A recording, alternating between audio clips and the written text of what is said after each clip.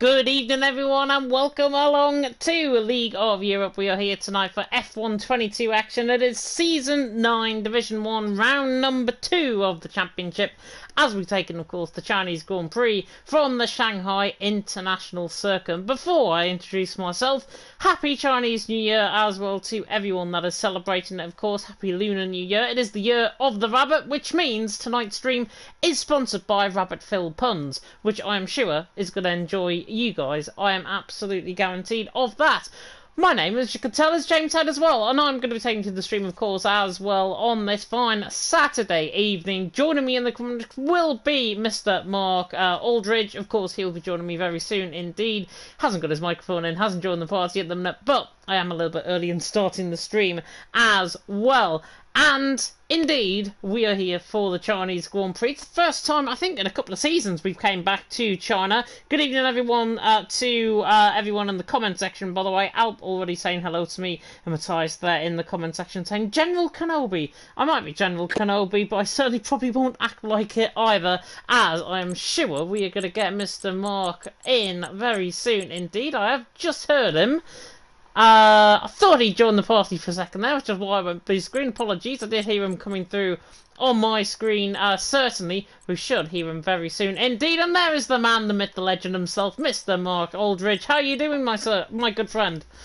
I'm good, but I was just having a bit of problems with my headset, so I was rushing around there a little bit. And apologies for everyone in the D1 lobby that joined early, because you were hearing about my holiday plans for next year.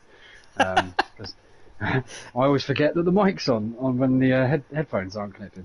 So, yeah, apologies for that. But this should be fun. I'm looking forward to it. I love a good sprint race.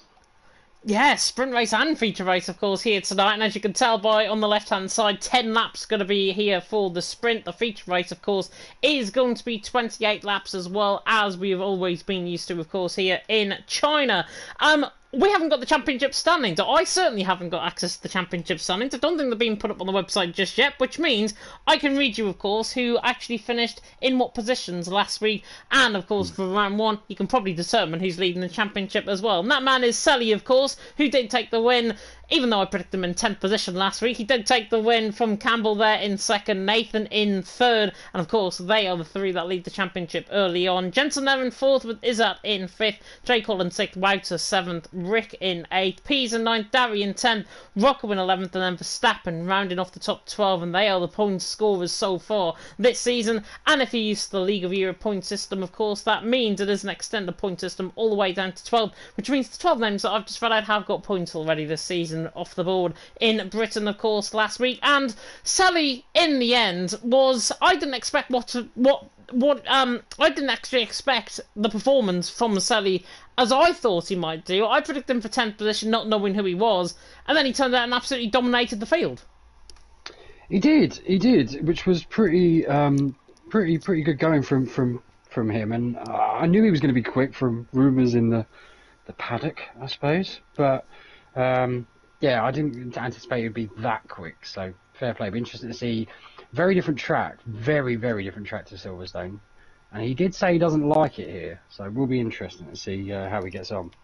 Yeah, it will be indeed interesting to see how he gets on. Of course, he is alongside the Mercedes teammate, of course, of Jensen, who is there, part of the Shizou team as well in the Mercedes. Just trying to see if I have got actually access to the standings, so I can actually tell you they haven't been updated for Season 9 just yet on the website. Not sure if we have got Mr. V5HRL potentially trying to hack into the website and not bring us the standings from this week, but I know they haven't been put up, which means we haven't got access to the constructor standings, certainly, but I know that Mercedes did do well last week as well, and I assume they'll be up toward the top end of the field as well, along with maybe the Ferrari guys, of course. Campbell and Nathan should be, I think, leading the championship. In fact, actually, I think I said at the end of the stream, I think they're tied on points, given how Jensen did last week as well. And obviously, with the performances from Sally, with the performances of Campbell and Nathan, early championship contenders from last week in Britain? Yeah, absolutely. And we've got a little. I'm going to put you on the spot here because of our round 2 of our predictions league. So it was Campbell's turn to predict, and the wild card of where we have to predict where they'll come is a bit more interesting because he's very hit and miss. It's Rel Pease. So he can blow very hot and cold. So Campbell has gone. Well, actually, I won't tell you Campbell's predictions. Actually, no, I will because I've got access to them. That's only fair. Campbell says that Selly will come first, Nathan second, and Alp third, and Pease will come 10th. So I'm wondering what your predictions are for these. Well, I said Campbell, Nathan, Jensen last week, and I said race winner would be Campbell, and then Sally came in and absolutely showed us up. But I'm going to go Nathan for the race win around here, and I think he will be the person to watch out for. Certainly, he loves China. He's won around here before, so I think Nathan is going to win. For second, I'm going to go for Selly. I'm not putting him in 10th position as I did last week. And in third, I think Jensen's going to do quite well around here as well. And with Selly's prediction, well, you've already seen it. Second position from me, even though I do think Alp might get into the top 3 as well. Of course, he is back this week, so he should be up there as well. And where will Pease come? Pease, I think, 15th. Wow. So, to be fair, our predictions are quite similar. I've gone Pease 14th. Alp to win, Selly second, Nathan third is my prediction. We've overlapping predictions, I feel. In fact, very similar predictions. If we predicted 4th, I think we'd have the same top 4 potentially. So, apologies for all 4 of those when they invariably have their races ruined. We'll do it on the feature race, not the sprint race. This is a official feature race predictions only. Before anyone quibbles the format, which I'm sure someone will. But... Montana, by the way, and Matthias are already having a pun battle, which I think they might have likened to early on. Of course, it is the year of the rabbit, and hopefully we're expecting some hair-raising action out on track. That's just the first one of many that is going to come tonight.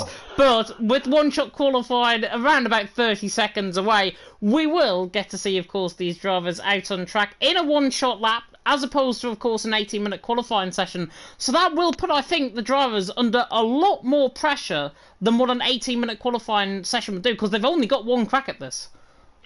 Absolutely, and getting lots of points today with 2 sets of points available, of course, is a big carrot for them to go after. So you could tell what sort of night I think we're in for tonight. Absolutely. Hopefully it doesn't get too dark around China, because the start time in real life is quite late when the last time it runs. So hopefully they've had plenty of carrots just in case it does get a bit dark and there's 1 or 2 safety cars.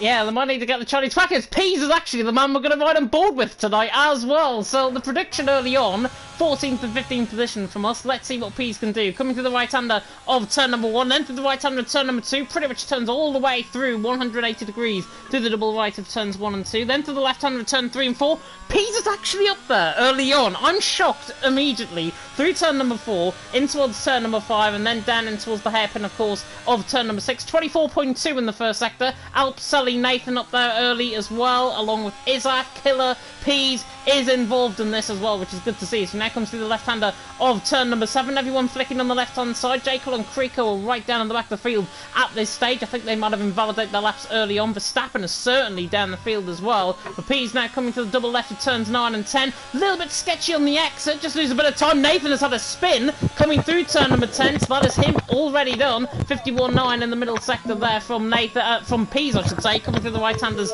of turn number 12, and then 13. Is that out on top? Sally in second, out there in third with Campbell there in fourth. Pease there in fifth, but Nathan having that spin. Coming out of turn number 2, I can only assume he got caught on the inside curb. I certainly spotted it on the left-hand side where he dropped down the timing screen. But Pease now in towards the right-hander of turn number 14, in fact. In toward the right-hander of 14. Then through the kink of 15. In toward the left-hander of turn 16. Sally, Alp, Izzat looks like the top 3. Jensen's up there as well. He's recovered really well from a slow start as Pease now on the run toward the line. It is Alp who takes pole position from Sally in second. Campbell there in third. 32.1 from Pease. Nathan in the end, 36.9, immediately indicates to me he spun coming through turn 10.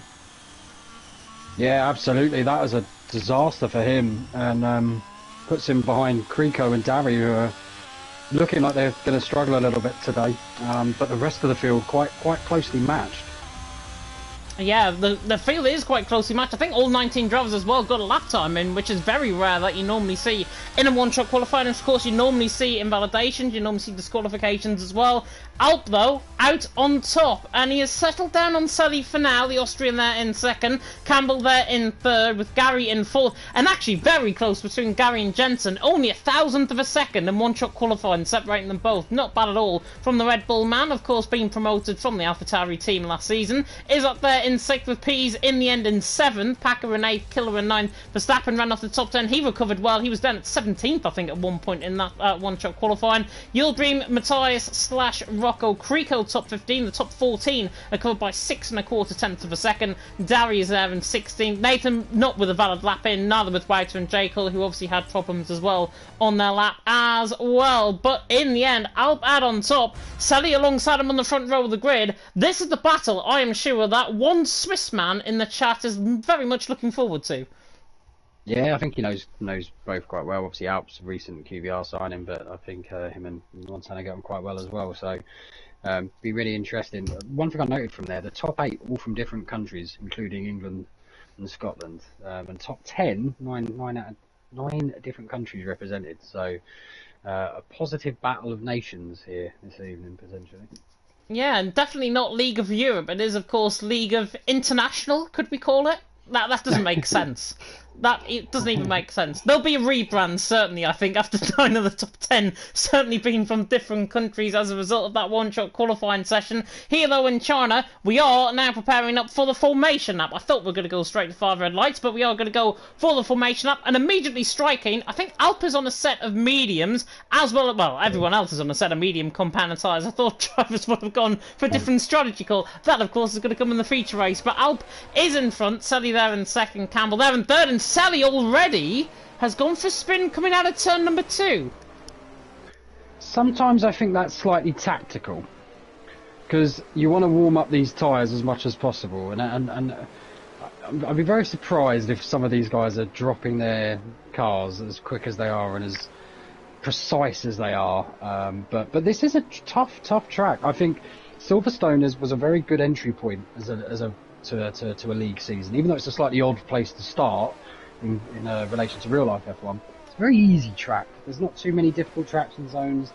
There's not too many nasty corners where you can kind of spin it with your own fruition. Here, completely opposite. Turn 1, turn 2, turn 3. Obviously the 11, 12, 13 kind of combination, and also the section they're going through now. All 3 places very likely to catch you out if you get on the curbs, as well as the last corner, which is very nasty this year compared to the last game. Yeah, definitely. So, and from my experience of commentating on this game, certainly I've noticed as well, even though the curbs might not be so deadly on the circuit this year, it's actually the bumps on the circuit. There are noticeably more bumps. There, Sully has just actually ran wide through turn number 12. Real indication of a bump coming through there. I have seen drivers in another league spin completely coming through the fully 360 through the right-handers of 12 and 13. That is going to be the danger point, I think, on the circuit on the first lap, as well as turns 9 and 10. I know for a fact there's a bump coming out of turn number 9 as well. So this is going to have to try and test the drivers, not only their suspension, but also their tactical willness, I think, out on track, to obviously get away from the bumps, get on the curbs, and the curbs, this time, doesn't actually spin the cars, it's the bumps that they've got to watch out for, but totally take your point on that as well. Jav also saying, he's missed his LOE Division 1 watch-along. Terrible, absolutely disgraceful scenes from Jav. It's only because I think Barcelona lost one of their star players in midweek. But Alp leads the way from Sully in second onto the grid. We've already made our predictions. Are we going to change them now, judging from one shot? No, we got to live the faith. I fancy Nathan to do a good comeback here. Yeah, down in 17th, watch out for him. Wouter as well, on his day he's quite quick, so expect him maybe towards the top 10, but it depends on what is going to happen. The 5 red lights now going out here in China for round 2 for the sprint. And it is, lights down away we go, and Sally gets a much better start than Alp off the line, and Alp is actually going to be caught completely by the Ferrari to the inside line of Campbell, and Campbell, the Scotsman, is clean, he's into second already. Ooh, Great Gary's stuff round. from Sally. There's a huge spin in the back, but I think, as you say, Slash is round. Gary, I think, got caught up in that as well. He's round, I think, got collected in that. We've already got a VSC out on track as well. Sally, though, with a fantastic start. White has picked up a 5-second penalty for a severe collision with Rocco further down the field. Apologies that we didn't get the timing screen on there just to see what happened, but but Sully leads the way. Campbell in second, Alp in third. Alp in the end, bogged down off the start. Rocco's got a 5-second penalty as well for ignoring a yellow flag. But what on earth happened coming through turn one? It looked like Gary got tagged in the background. Yeah, it just seemed like he got squeezed into the first corner. He went round. I didn't quite catch the slash incident, but it might have been as a follow-on, a knock-on effect from that. But a 3 wide into any corner on this game doesn't tend to go very well with how twitchy the cars are, and yeah, chaos basically. Chaos, basically, yeah, and Slash obviously out of the race as well. Back to green flag racing as we come into the left-hander of turn number 11. Sully got away with that start, though, much quicker than Alp off the line. Alp just bogged down in the first phase of the start, and he still leads the way, Sully, from Campbell there in second, Alp in third. And you can already see Sully just trying to pull Campbell out of the dirty air. There's a spinner in the background of shot. It's actually not from our camera angle. I think that's Darry, though, that is round in the Aston Martin, coming out of turn number 12. But Sully there leads the way, Campbell in second, Alp in third. They come now down in towards the hairpin. Side by side between Matthias and Packer, and also side by side, I think, in the background between Whiter and Rocco, as Alp is having to really fight from Pease as well. Pease nearly got the switch back out of turn 14, didn't quite get the job done. Packer, though, has, as Matthias gets caught on the curb, out of the final corner, that bump in the middle of the curb, catching Matthias out, and Matthias is round from a really prominent position. He has spun, and he's took the dub on the outside curb. Yeah, really unlucky from him, and it's going to claim more than him over the 4 divisions tonight. You fancy? Yeah, definitely so. And Jav in the comment section saying Nathan as well has had a really good start. He hasn't, didn't he? He's on the back of Packer actually, in towards turn number 6, in towards the hairpin, and he's going to go all the way around the outside. The China specialist Nathan tries to go all the way around the outside, and Packer leaves him absolutely short of room, and that is just not called for at all. Packer is in the wall. Packer is out of the race, in fact, and Nathan is probably thinking, what on earth have you just done there? And we've got a full VSC again out on track. Packer in the end. There's one way to come across a driver. It's not into the curb on the outside in towards turn 6. No way whatsoever. Yeah, I think it was slightly.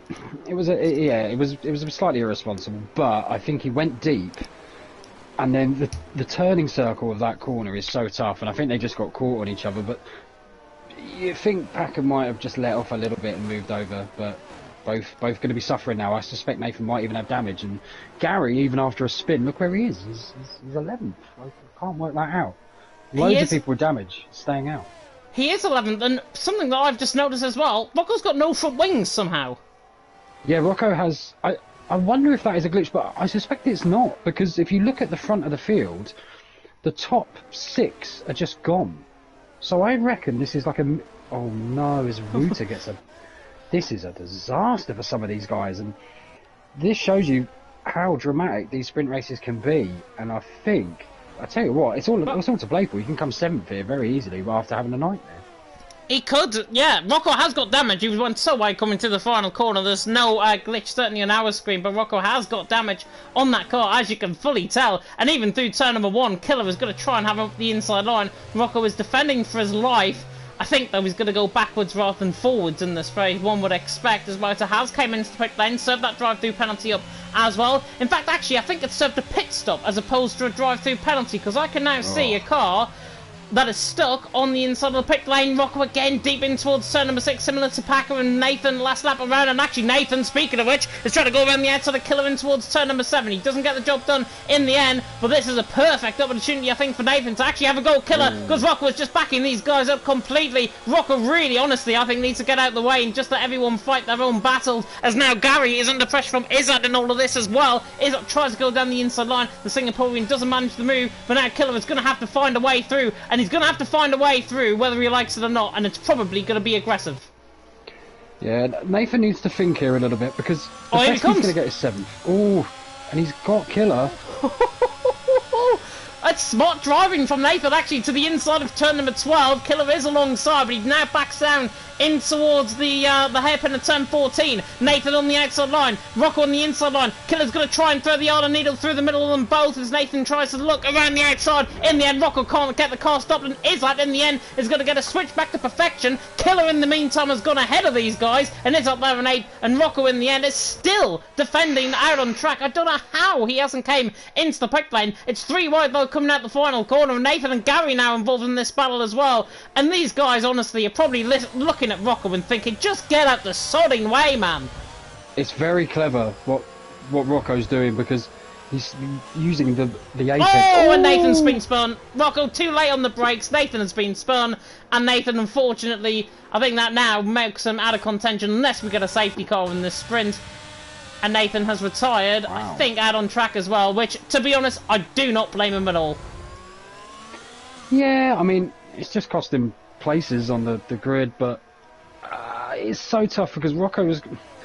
Whether he should be out there or not, I mean, technically, if you've got no front wing, in real life you'd be given the black and orange flag, but what he was doing there is parking it on the apex. He's parking the inside because he knows he's going to wash out on every corner. It's not necessarily, like you say, it's whether he should pit or not, but it's actually, if you're going to stay out, do it clever. Gary should really try and hang it around the outside here if he's got any common sense, because Rocco is definitely going to wash. Yeah, and Rocco in the minute is in 10.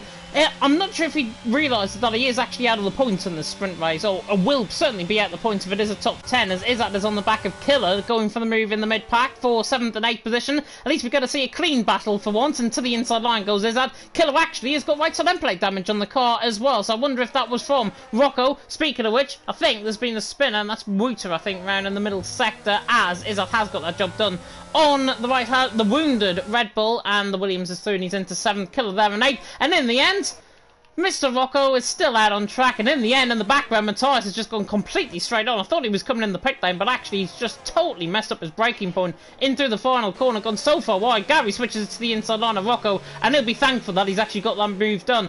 In the lead of the race, by the way, after all of that, Selly leads the way, Campbell in 2nd, Alpin 3rd, Pease in 4th, Jensen 5th. We haven't really rode on board with the front 5, because there's nothing really happened in the front 5 either. But Campbell, to be fair, is keeping up with Selly at this early stage in the sprint, even though he has used up a lot more ERS. Yeah, some of the comments pretty disparaging about some of the driving standards. Can't really defend him, really. It's not particularly great, but it's a tough one with the sprint race because if you pit, you're basically gone. But yeah, Rocco's struggling really badly out there, and it's made it's a bit like last week where we had 2 classes of race, didn't we?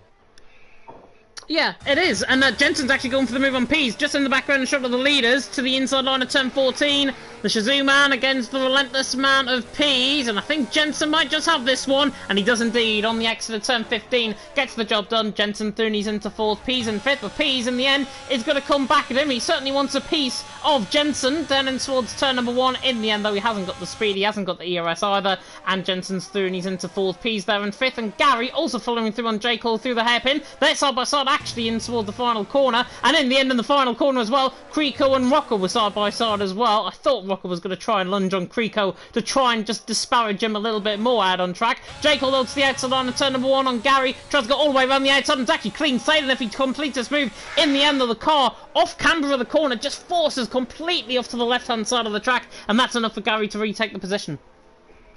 Gary and Creco both just got past Rocco at turn 1 and basically just, I think it was Dari that nudged him out of the way, and I don't think Rocco can complain too much as he's having a look, is he? No, he's not having a look, but it looked like he was shaping for a look. That was quite scary riding on board there, but Jaco is hanging on to the back of Gary well here. There's 2 little mini battles, I think the battle for 9th and then the battle for the top 6, which Dual Bridge seems to be a little bit isolated, so you'd argue it's a top 5 really. And speaking of isolation as well, Campbell now beginning to get onto the back of Selly. Selly looks quite comfortable out in front, but Campbell is there. Campbell is going to press him now for this position. We're only on lap 6, so we've still got a little bit of way to go in this sprint. But if I was Campbell, I'd put him immediately under a lot more pressure and then try and pull away when the gap is actually his. Because Alp, in the end, he's got Alp's number every day of the week. Alp is not as quick as Campbell in the straight line, certainly not through the corners either. And Campbell just needs to try and use this advantage and try now press, I think, Selly, just to put him under a bit of pressure for the first time this season. Dari is through on J. Cole, by the way. I think that's into the hairpin of turn number 14. And in the end, actually, J. Cole, I think, gets the switch back to perfection on the outside line, coming through 15th 15, gets the job done. He's back through and he's into 10th. Saw that on the mini-map, which was really good. And actually, we'll come to that battle now because Darry passes him once again down the straight. And Darry is through and he's into 10th. J. Cole there down in 11th position. Jav, by the way, also mentioning that Division 1 has gone from Premier League to Super League and standards. Yeah, I totally agree. And to be honest, it makes the Vanarama National League look normal as J. Cole has spun. J. Cole with a Sunday League corner there, and ends up getting spun round for the football analogy. But at least these guys have only got 4 laps left and they can go cool down for the evening. Oh no, wait. They've got a full race after. Oh dear. You nearly forgot there was a 28-lap race still going. Yeah. Unfortunately, they haven't got as much of a call-off period. They haven't. Formation lap. They haven't. If it was on the old game, though, obviously they would have a little bit of a break in between races. We certainly had the same thing in TML last night as well, where drivers thought we had a little bit of a 10-minute break in between the races. In the end, didn't. Straight into the feature race. Quite a few of them got absolutely plebbed off the start as well. That is not a word that I use very lightly on streams. But in the end, they should have been there and they should have realised the feature race was actually happening. Sully leads the way though, Campbell in second, out there in third. And as you say, it is getting strung out now, I think, this top 5. It looks pretty much set on for Sully and Campbell to finish first and second. But where are they actually going to finish out on track? Because remember, they still haven't got those 3-second penalties, so they're still fighting for pretty much track position. Sully, though, leading the way from Campbell there in second, out there in third. RJW saying Solihull are a very good football team. Yeah, so is Spennymoor Town in the Vanarama National League North, and that is actually one of my local teams, Spennymoor. Yeah, mine would be Boreham Wood, who are in the national team, and Wealdstone. So they're the two that I keep an eye on. Yeah, and they're more likely to challenge for honours than Rocco will be for the rest of this race, I think, this season. Well, certainly, if Campbell won some, he's going to give it to Selly. That is a Wealdstone reference, by the way, if nobody got that. Selly leads the way, Campbell in second, out there in third. Actually, my local team actually is Sunderland Ryop CA, Sunderland RCA, Ryop Colliery Welfare, I think they're called. Very local stadium. It's literally about 2 miles away from my house. Don't know where they play, but still, I don't care. Campbell on the back of Sully leading the way. Have got, by the way, them in Football Manager, and I have been doing quite well as level 10 manager, which they are in. But Sully leads the way, Campbell in second, Alp in third. Back to the real action that's happening out on track. Nobody cares, but Campbell does care that he has now got Alp outside of a second. Yeah, he's getting dragged along by Selly. If look at it, Selly's got half his battery left. Campbell is struggling. Well, I'll tell you a secret. I'm using his setup that he did in time trial. It won't be that different, I imagine. And it is very high on wings compared to some of the guys around here. We know from last week Selly ran low wings. We know Campbell ran high wings. So I imagine he's very grateful being able to keep out behind him. He may well be running lower wings, and I haven't really had a look. But he's getting dragged along by that DRS, which is crucial, because I think Alp might even have the pace on him, but he's getting that lovely little bit of slip and DRS from Selly. Yeah, Alp over the last 3 laps, I think, has only lost around 0.2 of a second, and that is the real knock-on effect that the DRS actually has to actually get a driver to close in. Now, I saw something in real life about Barcelona that in Spain, they are obviously changing the layout for next season. If nobody knew this, they are actually changing the layout for next season and removing the chicane and bringing that old layout back out, so which is really interesting. That will promote more overtaking, of course, at that track, and I think they should promote more overtaking around this track as well, because I think the DRS zone down this straight should be a lot longer than what it actually is. We pretty much get the DRS on halfway down the straight, and Campbell in the end has got 2% of ERS. Sully can just pull away aimlessly out on track, and it looks like, for now at least, Sully is going to take the sprint race win as Campbell goes a little bit too deep on the exit and gets a slide on through the final corners. There are 14 and 15, and that might have just gave it to Sully coming through the final corner onto the final lap. Yeah, almost certainly. Sully's got half his battery left. I think this is done and dusted. It's just and he's got enough time to Alp, who himself has got enough time to Jensen, who himself has got enough time to P. So I think the top 5 will stay as it is, and this is a big error. But we've got Darry and Gary going at it, and that could be an overtake on the main straight. Gary is running out of battery. Darry is not. He's going to give it a go. Easy. And he should make, light work of this. Now the question is, can he get a decent enough gap to Gary by the time that back straight comes up.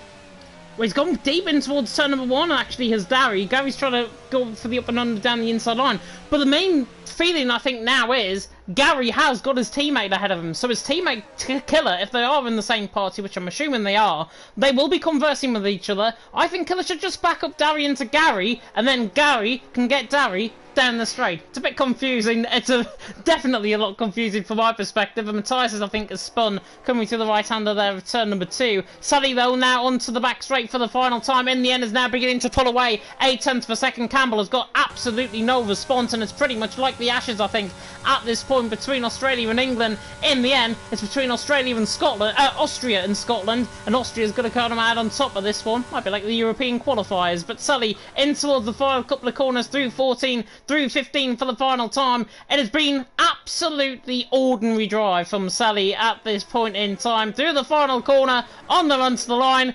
Guess who? Sully takes the sprint from Campbell there in second, and in the end it was more than a second, the gap at the end of the race. Out there in third, Jensen in fourth, Pease there in fifth, Yildirim in sixth. He just didn't have the pace, I think, at this stage. And then the second half, pretty much like Le Mans 24-hour at this stage, is that coming through the final corner to finish there in seventh. Everyone, by the way, is on the final laps of that race as well. Killer in the end hasn't backed off Dari into Gary, and Killer in the end finishes in P8. Dari there, as a result of penalties, actually gets promoted along with Gary for 8th and 9th. Killer there in 10th. Creekle there in 11th, he did well. J. Cole there in 12th, he did well as well. Obviously got caught up in early carnage. Rocco in the end with no front wing is unlucky for some 13th. He might not actually hang on to that position because Verstappen close to the line and actually gets 13th. Rocco there in the end in 14th. Not sure what his tactics were. To be honest, I don't really like his tactics from that race, but still, Matthias there across the line, finishing in 15th, and then Wouter towards the final couple of corners will finish in 16th. But Sully, that man again, takes it out on top. Campbell in second, Alpin third. The big news, though, obviously, Nathan, I think, has left the session, and I'm not sure if he's going to be able to get back in time for the race, and he's down there in 17th, so he's got to manage the climb if he does want to get back in. Yeah, there's a lot of uncool heads in the D1 chat. So yeah, not what we want to see, but yeah, hopefully we get a slightly cleaner race going forward, and everyone will have their part to play in that, I think. Yep, cleaner driving standards I think will cause for cleaner racing out on track, and as a result it'll cause for cleaner commentary as well. But Sally in the end is out on top from Campbell there in second, out there in third. Nothing really happened toward the front end of the field. Everyone avoided contact, apart really from Alp's bad start. Out there in the end is in third, Jensen in fourth, Pease there in fifth, Yildirim in sixth. Good result actually for the Haas boys. Izzard in seventh, Dari in eighth, Gary in ninth, and then Killer ran off the top 10 are the point scorers from the sprint provisionally, that is for certain. Think they'll probably stay the same. Creeko in 11th, J. Cullen 12th, Verstappen 13th, Rocco 14th, in the end starting in 14th, with Matthias the Spinella in 15th, Wouter in 16th, Nathan in 17th, Packer and Slash right down the back of the field. Slash didn't even make it through the first couple of corners out on track either. But yeah, cool heads are certainly needed.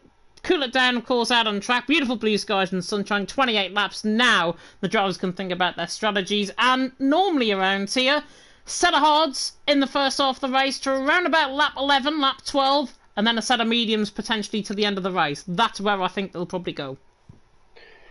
Yeah, potentially the mediums will be fairly on the limit, I think, at that point, but very doable. It just depends on what people... I imagine a lot will start on hards because of the sheer lack of likelihood of a safety car in D1. If anyone does risk mediums, though, they could come up trumps, but the hards don't actually last tons longer than the mediums here, from my practice. They don't. They wear about 3% a lap. Mediums roughly 4%. Does depend on pressures and setups, of course, but so there's not a massive difference between the amount of laps you can do, but there isn't. It's a sizable enough amount. It's probably about 6 or so.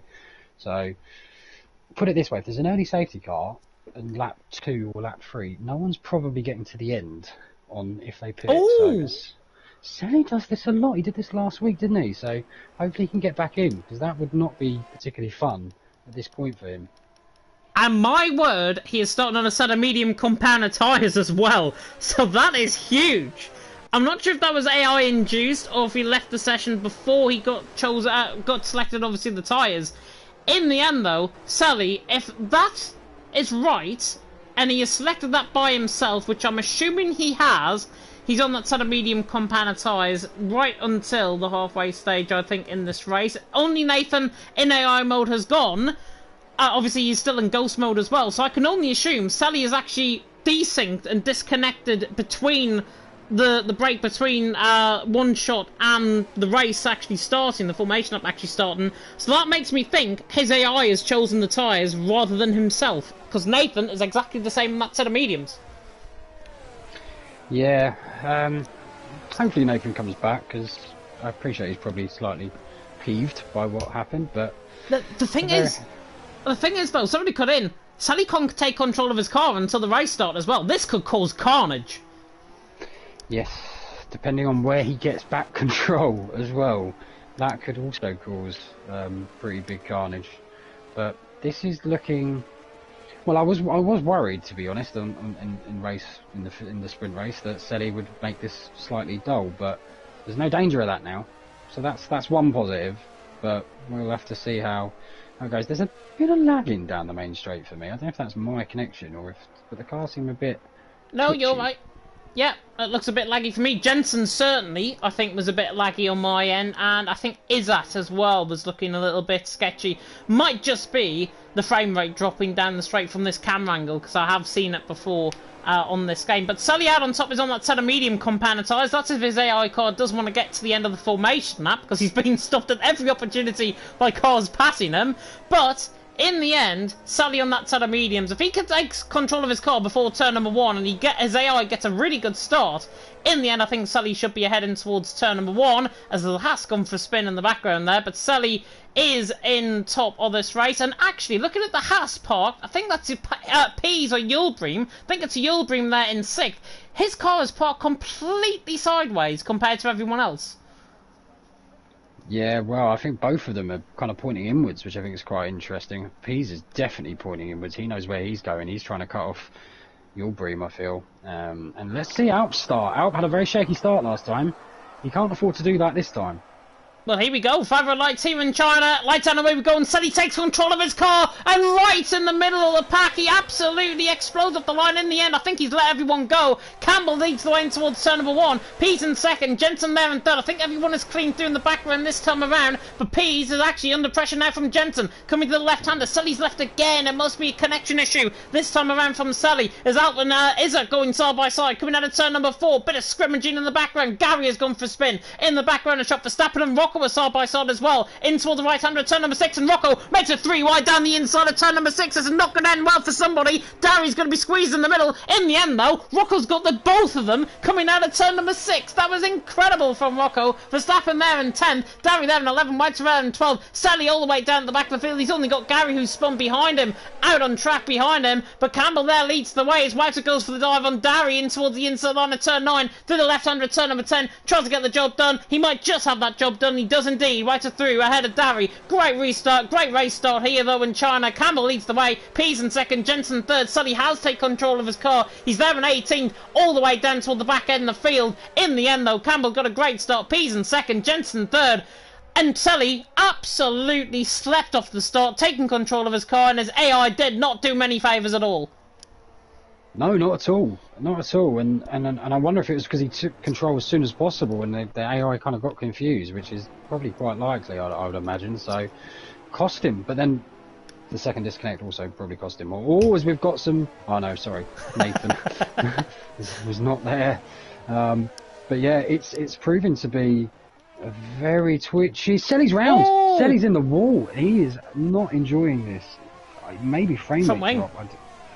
Yeah, maybe some frame rate drop for rejoining as well. I don't know if that's still a thing, but it always has been. He's in a world of pain. He needs a safety car now. And he's got right on end plate damage as well, so Sully's race is, I think, run. so far here out on track in China, and Crickle and Packer are side by side further down the field. This was the battle I was going to go on board with until Sadie had spun, and Slash tries to go all the way around the outside as well. Of course, Slash, former relentless driver, if I'm not mistaken. Crickle there in 15 hangs on to the position. Slash got forced out wide by himself there as a result of going deep in towards turn number 6. In the end, though, many position gains up and down the field, more position gains than anything. Rocker was gained 5, Waiter was gained 5, Packer was gained 4, and J. Cole's gained 4. They're the most positions gained, most positions lost. Well, it doesn't need me to answer on a postcard. Sully, 18 positions lost. Gary has lost 9. Darian Creek are also losing 4. And Alp, after another poor start, he's down 2 positions and is under pressure from the likes of Izzat in behind. And Izzat already looks like he's got much better pace than Alp. Alp's setups tonight are not working whatsoever, as J. Cole's going to try and catch the back of Killer down the straight, and Slash is passing Creeko in the back around the shot as well. Yeah, so the field is a lot closer, but mainly because they haven't all smashed into each other this time around. So there's still a lot to play for, other than probably the back gentleman in Selly and obviously Nathan. But there's lots to play for here. This is a very, very interesting dynamic, and we could even see Peas. I think it'd be his maiden win, would be my understanding, as we have a spinner which is Packer.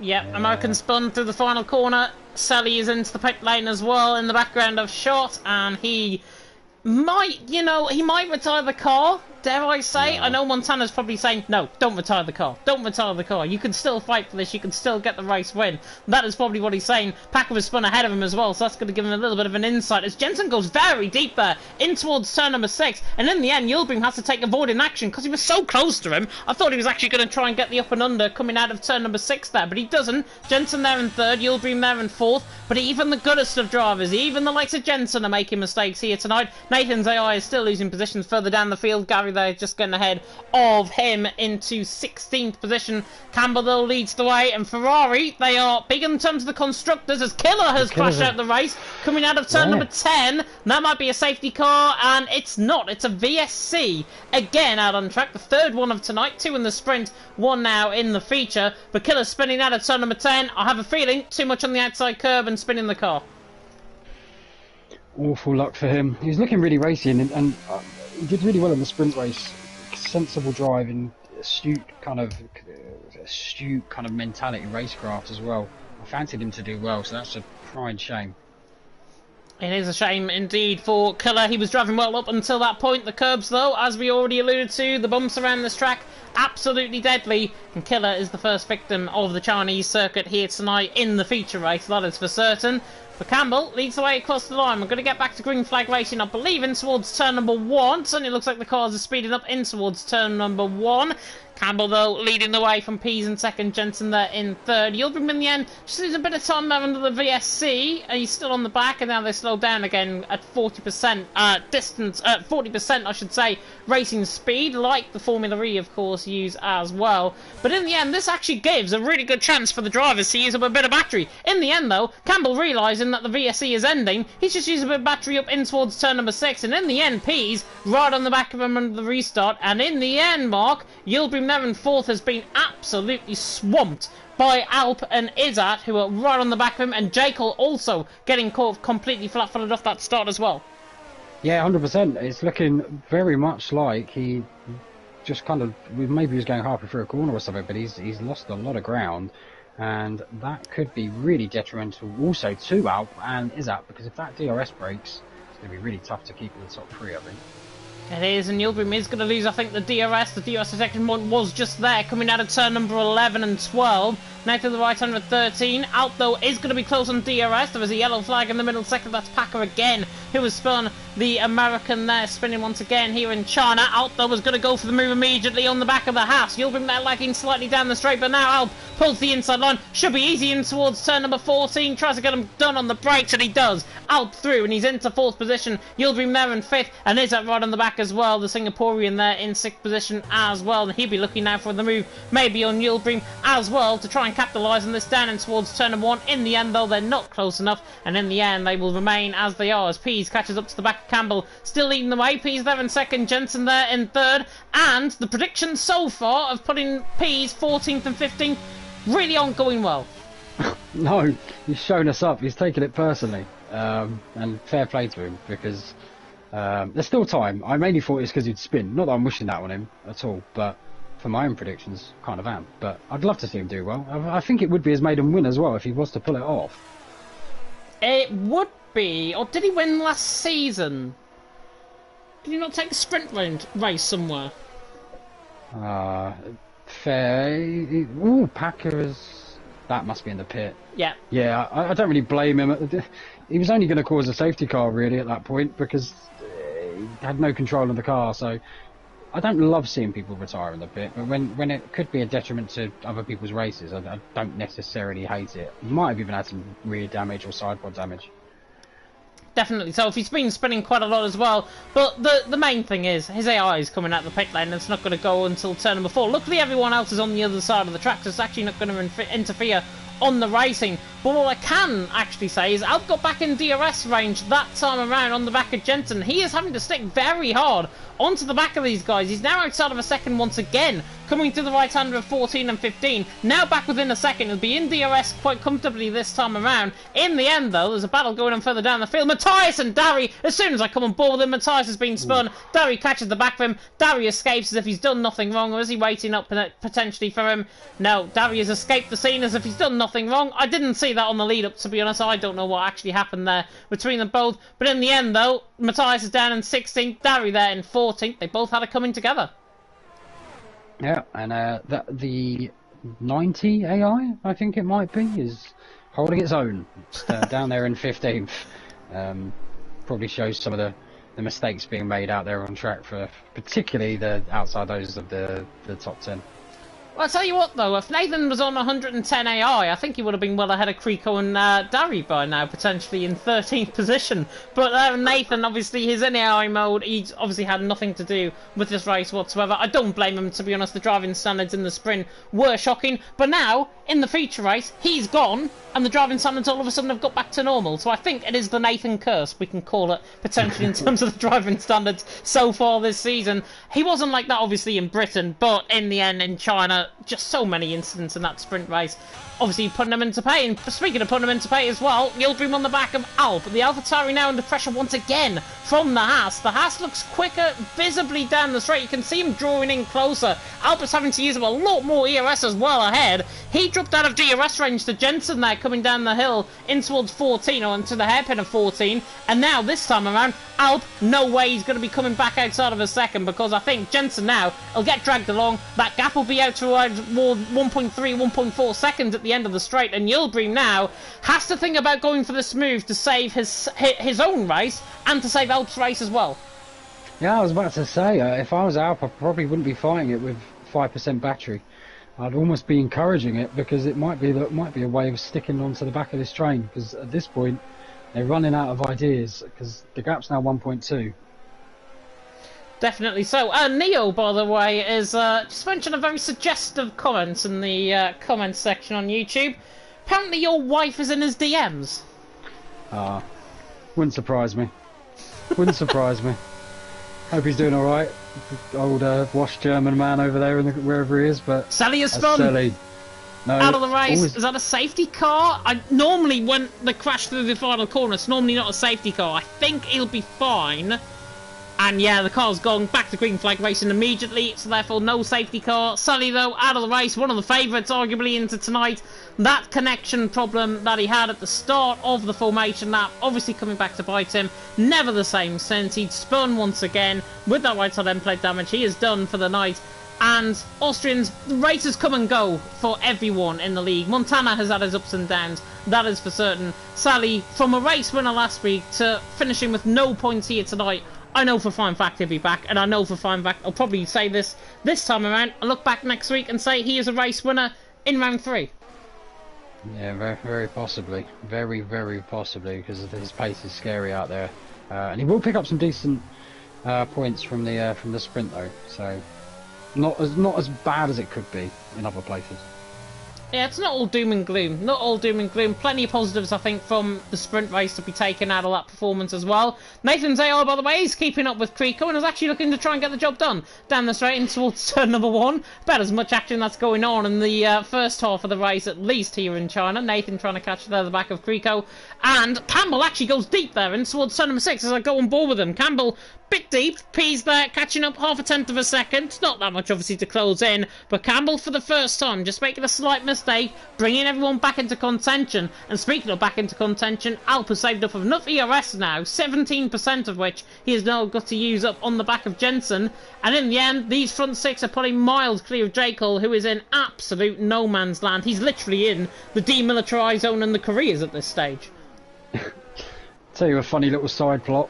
Rocco has gained the most positions of anyone of notable points. Obviously, Slash has gained 8. He's gained 6. So, be interested to know if he gets voted for driver of the day after the sprint race. I'm not sure how many people would vote for him in his own division, but if he carries on at the rate he's going, him and J. Cole, it's a really good performance from the pair of them.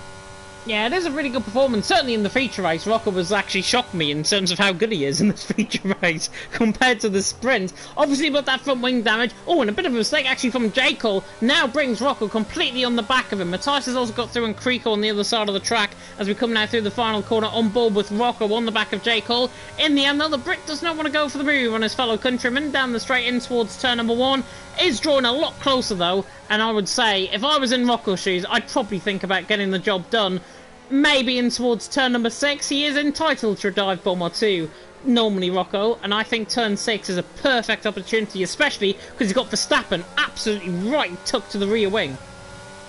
Oh, Matthias and Matthias and Creco coming to blows there ever so slightly. Matthias trying to sneak up the inside, always understeering, and eventually caught Creco. I don't think Creco will be too happy with how that played out because and he sends it to the inside.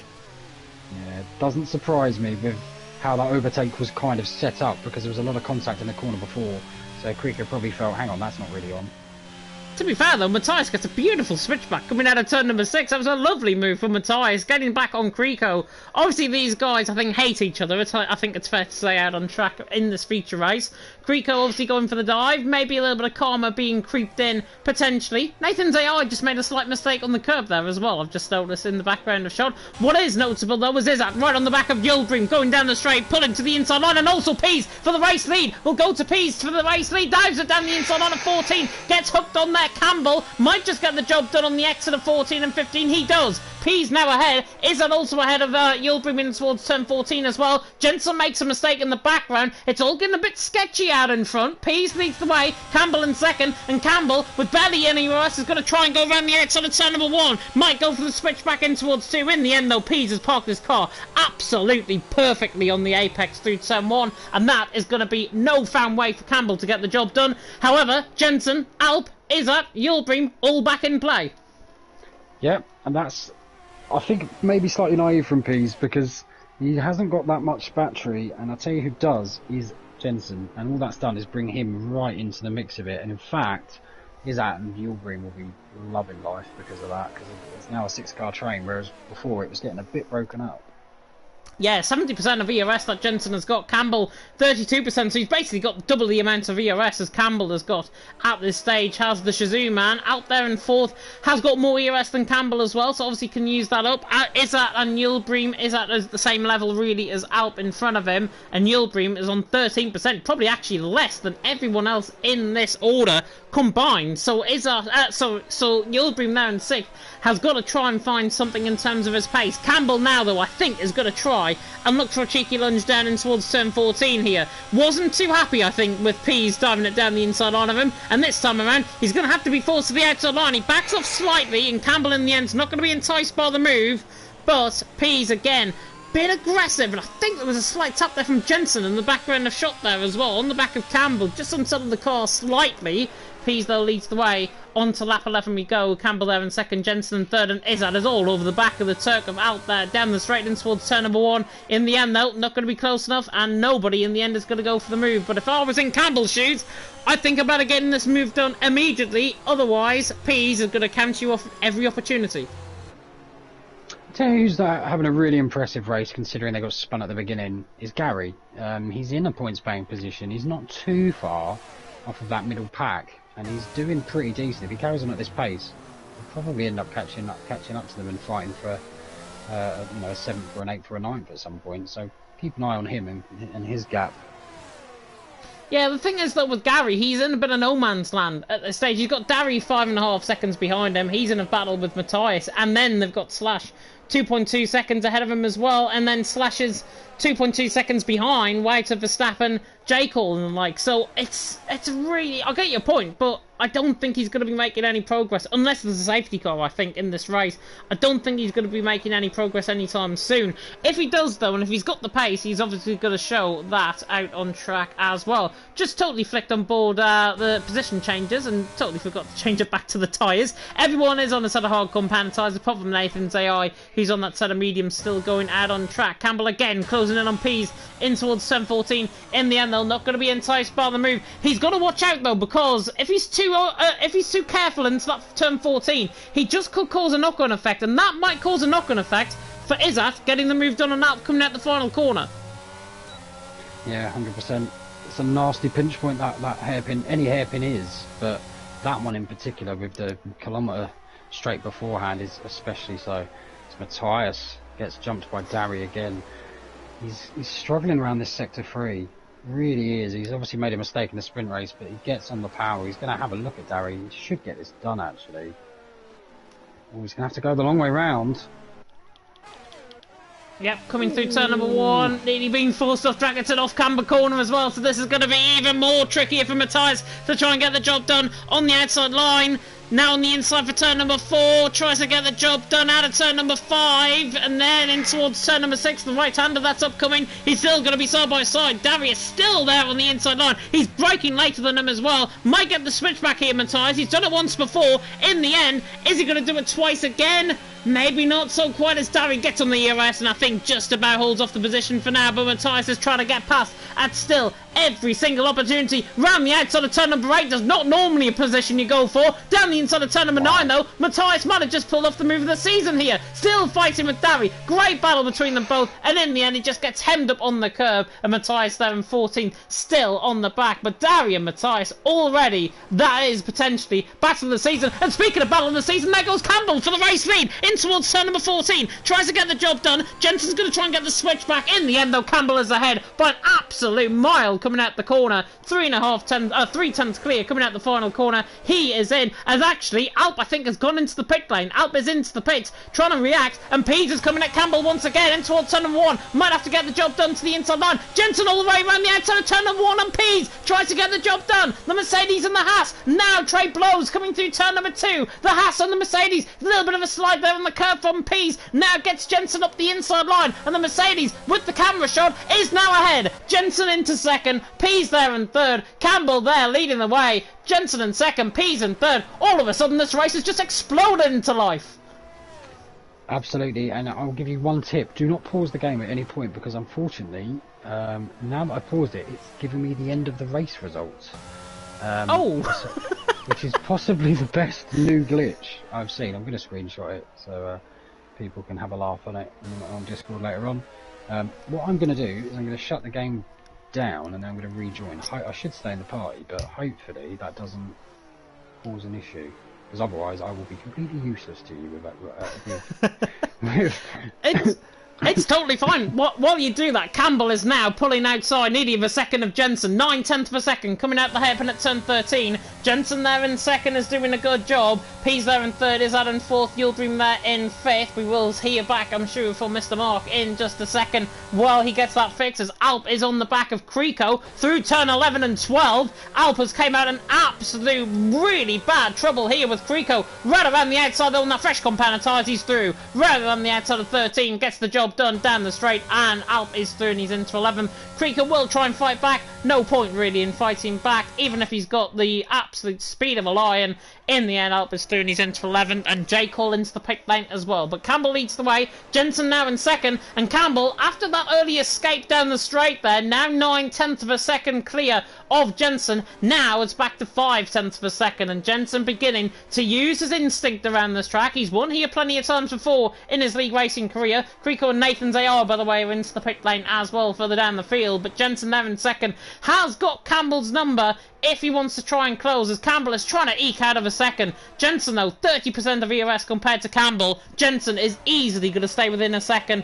Even if these guys do pit in, you've joined back as Wouter and J. Cole side by side coming out the pit lane there, coming out through turn number 4. Verstappen's on the inside line on this as well, and this again is exploded into life once again. The Kiwiar man round the outside of the Relentless man. This should be easy for Verstappen on the fresher tyres, and he is indeed. Round the outside of turn number 6, gets the job done, and he's through and he's into 12th position. J. Cole there in 13th. Campbell though leads the way. Jensen second. Pease there in third. Sally saying as well he had force feedback on the controller, which was a really bad sign there, symptom of what happens for him further down the field. Alp is through also on Matthias. Campbell though leads the way. Jensen second. Pease in third. We should see though pit stops happen from around about now, as I think I've given you enough time to join the lobby. You have, I'm back. Little tip for Campbell's anyone in. viewing. Oh, Campbell does go, but Jensen stays out. Anyone watching that's driving later, don't pause your game at any point, because I think also that's what happened to Selly as well. From the looks of his comments, he had to rejoin, so that's why he quit the second time around. He didn't disconnect the second time around. He had to quit the game. Ah, that is a shame. That is a real shame. Sully's bad luck.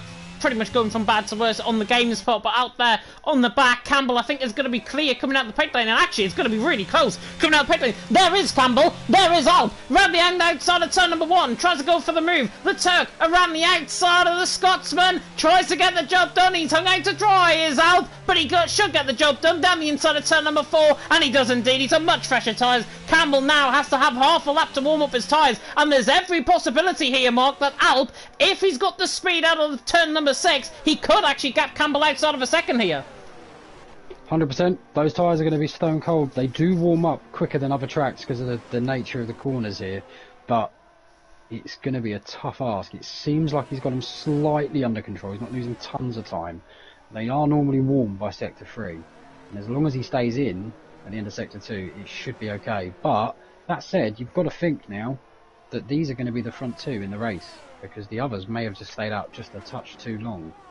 Yeah, well, look at Yilbrim. Yilbrim is not entirely out of this either, as Wouter has gone for a spin out of turn number 10, pretty much like Killer did a little bit early on. This time, though, he's recovered the car. I think that might have been more rear wing into the wall rather than anything else. Certainly saw the car go off in the background when I was transitioning through that. But Jensen, Pease, Izzat, all into the pit lane. The overcut is actually more potent than the undercut around here, and Yilbrim has got to try and make this job done on Matthias. Matthias is not going to make this easy, the QVR man. On the Relentless man. Normally I like to see this battle. Even more so, Matthias is involved in this, as Yilbrim looks the inside line of Matthias, and in the end Matthias backs out of it into the pit lane. Terrible behaviour from the QVR man. Jensen though on the exit of the pit lane. There is Alp on the left hand side, and Alp in the end, and Campbell both ahead. And do you know what? Jensen's going to be outside of a second. Wow.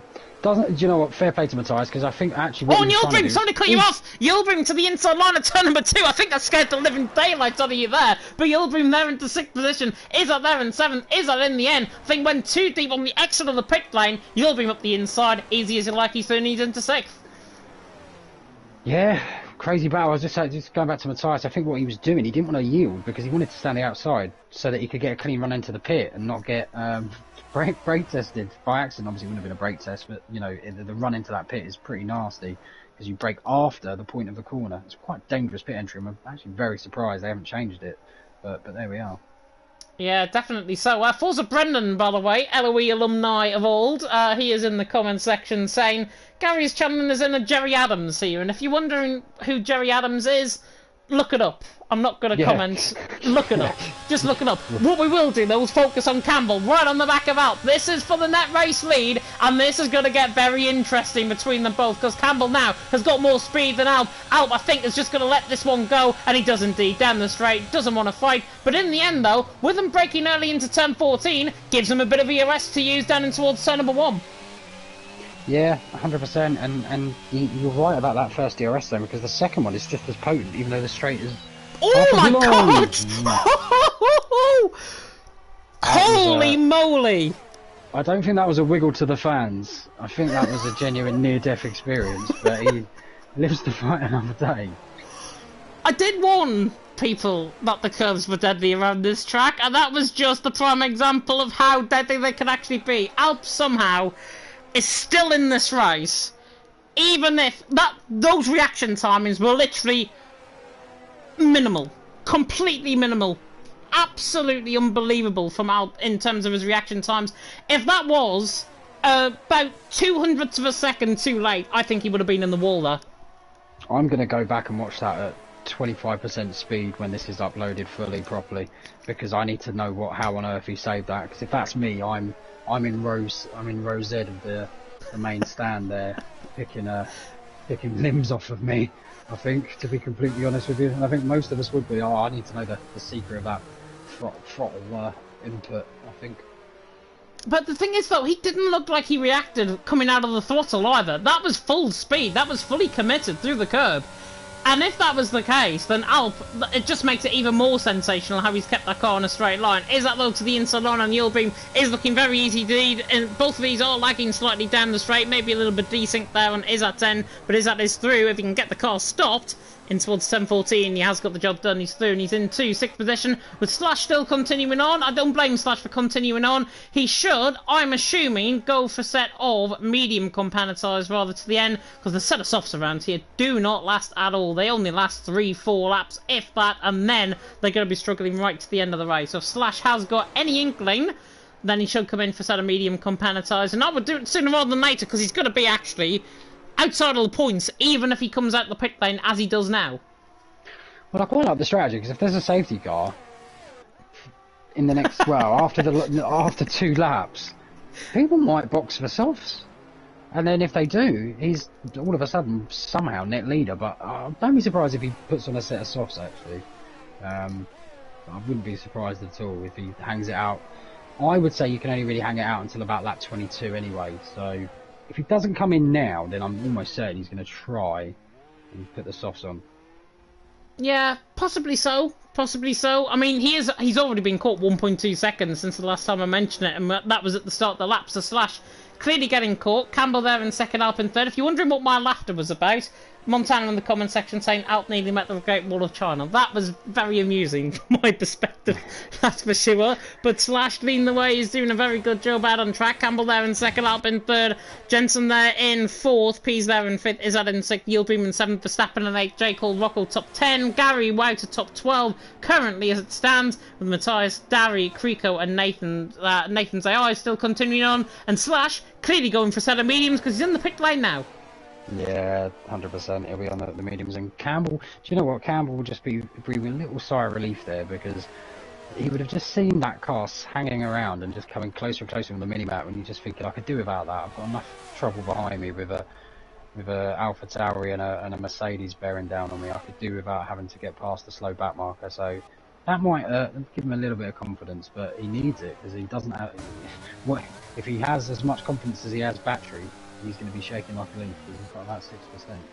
Yeah, the Scotsman, though, is doing a fantastic job. They've all got confidence, I think. Certainly the top three, Jensen is borrowing it with a lot of confidence because he's pulled away from Pease, right on the back of Alp. Wouter, by the way, is on the back of Slash, and Slash is within the points. I'm glad to report Wouter is on the back of him, coming out of turn number 6, right at this point out of the first sector, and Slash there in 11. That is good news for him. I thought the pit stops were a little bit longer around this track, so that's why I factored in him coming out maybe but behind Wouter. In the end, though, he's still on the points. That is good for the McLaren team because obviously Rocco's there in ninth position as well, and he has actually been undercut by Verstappen as well, which I forgot to mention a little bit earlier on. Verstappen undercut J. Cole and also undercut Rocco as a result. As Jensen now on the back of Alp. This now is looking potentially quite easy down the straight. Alp gets the DRS on, but Jensen using up all of his battery and is closing in very quickly to the back of Campbell. Might get actually boxed in towards turn 14. He's on the outside line. He's got the car barely ahead of the Mercedes. He's got the car fully ahead. What am I on about? Coming out the final corners there at 14 and 15.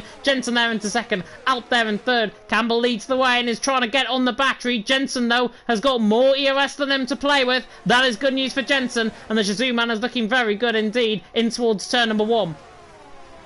Yeah, do you know what? Campbell is a massive winner as a result of that because Jensen had to use a ton to get onto the back of Campbell. He still does have more, but it definitely makes it a little bit simpler for Campbell. One man I'm feeling a bit for at the moment is Gary. He does seem to have decent pace because he's not losing time to a group ahead that have DRS, but he is driving around by himself. I think your prediction was correct. Unfortunately for him, and I'm almost certain he'd love to catch him from the back of the because I don't think he was very happy with the sprint race, so that would have been fireworks, but there we are. Yeah, definitely so. The Irishman there down in 10th position. He is getting caught by Slash. Maybe going to stay ahead of Wouter before the end of the race as well. I'd assume he will. There is a possibility, though, with these tyres. Certainly from Alp's perspective. I think everyone else is fine. But certainly from Alp's perspective, 15 laps in a set of mediums. I've seen puncture on this game around here before. So Alp is in a bit of trouble, potentially. Not only because he's got P's right on the back of him 3.5 tenths behind, but he's also now having to really use up. There is a yellow flag, and I think that's Wouter that is round, and that's a VSC. VSC out on track, and I think that partly saves Alp in terms of what I was about to say. He could get potentially a puncture towards the end. That is actually probably a nightmare for Campbell, because they will be able to recharge their batteries a bit more than normal. And that's not going to help him. So it looks like obviously it neutralises things, but in some ways the smaller parts of the strategy, they do get affected. So not ideal. And imagine that was a full VSC and Slash was still hanging around out the front. Full SC, I should say. Oh, that would have been a... Oh no, Campbell has got a drive-through penalty! Campbell picks up a drive-through penalty. I think it was barely over the speed limit, but that is his race absolutely run. Now he needs a safety car. If not, Wouter's retired into the pit lane. But if that was a saving grace, Wouter in the end could have crashed out the final corner, and then it would have been a safety car if that was just on the inside of the track. It's not. He's in the pit lane. He's retired the car. Wouter in the end out of the race. Campbell now with a drive-through penalty. In the end, hands, I think, this race to Jensen. And I'm going to argue this point all the way to the checkered flag. If Campbell didn't have that drive-through penalty, I'm not so sure he would actually get the race win, because Jensen's driving style today is lift and coast, and that lift and coast strategy is enough for him to easily get to the end. And do you know what? Jensen might not even need a drive-through penalty from Campbell ahead of him, because he's absolutely breezing. Look at the speed. He's not even using any EOS. Campbell has to defend thin air. Jensen breezes past down the straight. The Mercedes is in the end into the lead of the race. He goes deep, though, in towards 14. Gives Campbell a bit of a look in. If I was Campbell, though, I'd be straight into the pit lane, shooting straight up into the wall. And yeah, he is. Straight into the pit lane. Don't blame him. Save the time on the tyres. He'd be lucky to get ahead of Gary on this point, probably behind Slash as well. He's still going to be in the points, but that drive-through penalty has really put the nail in the coffin there for Campbell. And in the end, I think the nail was already going to be put in, because Jensen was just looking so much quicker than him. Yeah, I mean, one thing I would say, though, he did come second last week. Selly come first. Now, Campbell has come second in a title race before. These are the things that you look back on. These kind of moments, these with Selly having a DNF and a nightmare feature race, they're the things that you look back on and think, that could have gained a good few points there. You know, you'd have backed him for a podium at least. So he's going to see this as at least 13 points down the drain, probably more. Oh, definitely so. Definitely so. He's there in 11th. And I mean, I'll say it now. We could easily get a safety car to the end of the race, and if we do, that will be Campbell's saving grace. If not, he's going to be in a battle with Gary, of all people, down in 9th position, and that is probably not the best for Gaelic relations here in the LOE division, in the LOE community, that's for sure. Slash, though, on the back of him, is doing a good job as well. He's 1.7 seconds in behind, but Campbell now has got to drive basically as if his life has never depended on a potential top 10 finish in his life whatsoever, because Campbell now needs to drive completely clean right to the end of the race. He hopes for a safety car. Gary a little bit out of shape there ahead, has now got Slash right on the back of him, and this could be quite easy, even with 3% of ERS that Slash has got. J. Cole is also going to try and go for the move on Verstappen, I think, through turn 14 as well, but Slash pulls the inside line, Gary on the outside line, and in the end Slash is on the inside line. This could end up in absolute tears in the end though. Gary gets a perfect switchback, can't do anything about it though. Slash is ahead, and the fresher tyres were really what held him on. As soon as I say that though, he's out wide coming through the final corner, and Gary's back on him. I was going to say, in some ways, doing the switchback there is not that beneficial. They're going to go side by side. Gary should get it done. Yeah, in some ways, I wouldn't surprise if Gary did back off ever so slightly, because you want the DRS down the straight for that exact reason. So it's very strange, even though it's a great overtaking spot, that corner, you don't really want to do it there. You almost want to get alongside, slightly behind, which is, again, chaos for genuine, proper wheel-to-wheel racing. Oh, and Slash nearly went into the back of Gary. Yeah, nearly coming through turn number 6. Nearly into the back of him. So close there on the brakes. He outbroke himself basically there, Slash. He's got fresher tyres though. He just needs to keep them clean, I think, towards the end of the race. And speaking of keeping his race clean, Jensen now in the lead. Nearly getting outside of a second to Alp, who's there in 2nd position. P's there in 3rd. Is up there in 4th. And Alp, I think, might have just been out of DRS range there. He's in DRS range. Borderline a second if it was. Izzat now is going to try and gain on Pease as a result. Of course, Izzat there in 4th, Pease there in 3rd, doing a good job, and in the end is not going to go for the move. He is very close to the back of him though, down the straight. And speaking of very close, Slash again on the back of Gary. Might look for the move. I think this time though he's too far back. What I find really amusing is Gary and Slash are both fighting tooth and nail to not come 10th. And they're fighting tooth and nail so much to not come 10th, they're probably going to come 10th. Because Campbell has now caught the back of them, and 10th might be the best they can hope for.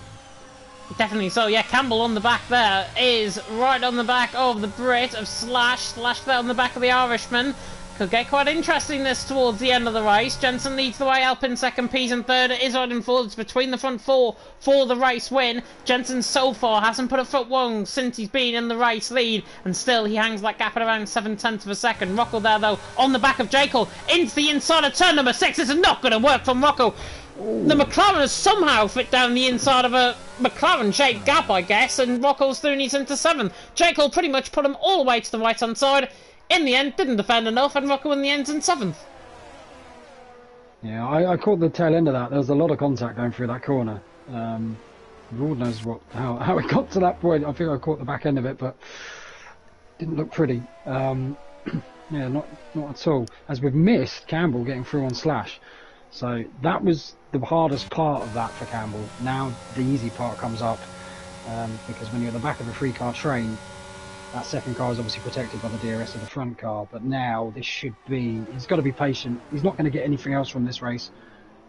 Although saying that, J. Cole seems to have had a bit of an incident where he's lost a bit of time, because he is now completely out of the DRS of Rocco, who is also on the back of Verstappen. So saying that, maybe there is something to it, but I doubt it. I think this is the best Campbell's going to be able to get on pure pace. Yeah, Rocco dived it to the inside on a Jekyll. Jekyll then got caught on the outside curb, which is why he's lost so much time coming out of turn number 6 on the last lap around. And there Rocco in 7th is pulling away. He's on the back of Verstappen still as well. Campbell, as you say, on the back of Gary. In the end, though, Slash with fresher tyres is not entirely out of this. He just needs to be careful on that ERS management. 3% he's got.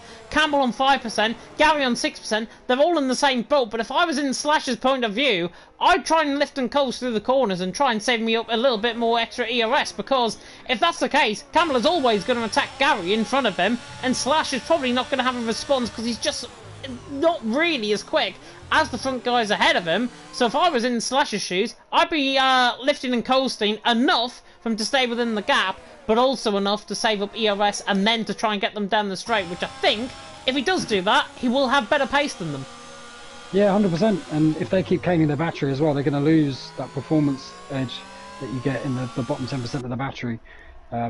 He's still pushing. I think that's ill-advised, but to be fair, he's a lot quicker than me. Maybe what do I know? But I'm kind of rooting for Izzat here, who is having a little look at Peas, because it'd be cool. Oh my god! Sent it. That is an absolute dive of a century there from Izzat. In the end, it hasn't pulled off, and I think he realised that was too late on the brakes there from Izzat there in fourth.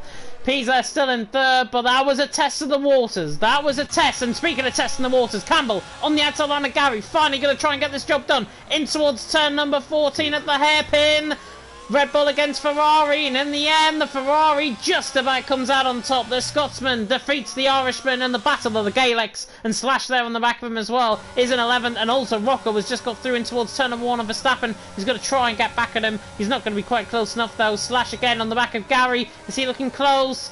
Not quite, actually, to the inside line of turn number 2 he is. Absolutely threads the Isle of Needle on the fresher tyres. Tries to get the job done down the inside line. The papaya'd colour McLaren against the Red Bull on the inside line. The Irishman now has to fend off from a Brit. It's literally like the Battle of Hastings once again. Slash to the inside line of turn number 6 in towards P10. Slash up the inside line of 6. Gets the job done, surely on the fresher tyres, he does. Slash ahead of Gary in the end. Slash there in 10th, Gary in 11th. Gary didn't want to fight that, didn't want to give that up at all. Slash didn't want to give it up, and in the end, Slash with fresher tyres comes out on top. Yeah, he should be able to get away with those fresher tyres, but the one thing I would say is that might have cost more than it was worth to be leading this. Because, those Slashes nearly in DRS at Gamble. If he's not, and Gary is obviously on the Slash, then sets it up for a last lap lunge. But what's going on down the main straight is that actually as I joined him. Rocco is. Whack of oversteer. Rocco's close enough to the back of Verstappen, and in the end is in front of Verstappen, in towards turn 14. In the end, I think Verstappen realised that he just had too much speed, and Rocco there through, and he's into 6th. That is going to be, I think, the main fight towards the end of the race. Is up just losing time there in the back of Pease as well. Pease there in 3rd position, doing a good job. Verstappen, on the X of the final corner, has got the legs down in towards turn number 1. I think he's too close back though, and Rocco there stays in 6th, and Verstappen there in 7th. As now Jensen begins to put the show on. It's now outside of a second, and the WR Season 12 champion is going to be back here in LOE, back with a bang. And actually, from an LOE perspective, this might just be well and truly one of Jensen's first ever wins in LOE. Yeah, but I think he would have done 1 or 2. I think he has done 1 or 2 before, but not many. Maybe I'm wrong, but I tell you what, great performance from him. FRL Charlie made me laugh in the chat. He said Gary just got slashed, which I think sums it up. Slash with a great move there, but yeah, no, it's really interesting still for the battle of for the podium places between 3 people, you would argue, because Alp seems to be struggling a little bit now. Yep, and I thought he picked up a puncture there coming on the exit of turn 13. He didn't. But this is what I threatened a little bit earlier on. I did say his tyres could go towards the end, and indeed that is the case, because Albert suddenly lost, nearly 0.8 of a second to the back of Jensen on this lap alone, and Albert's got no response. P's in behind, has got very limited ERS to try and get this job done. It's now going to be, though, onto the final lap of the race, and P's on the back of Alp, chasing him down in towards turn number 1, closing in all the time. I don't think the Haas is going to go for the move. And in the end, he has to back off in a little bit of frame rate drop there coming through turn number 1. Out though in 2nd. Pease there in 3rd. Pease has got to find a way through. Unorthodox or not, I think he will get this job done on fresher tyres. He's made a massive error. And Izzat is going to go down the outside, but Pease will defend this for his absolute life. That is Alps get out of jail card free, particularly because these are going to go side by side. They keep it very clean. Cleanest we've seen through that hairpin. Fair play. Showing them how it's done. Now, this is where it gets interesting. Will Izzat be able to get close enough through this sector to have a move down the back straight?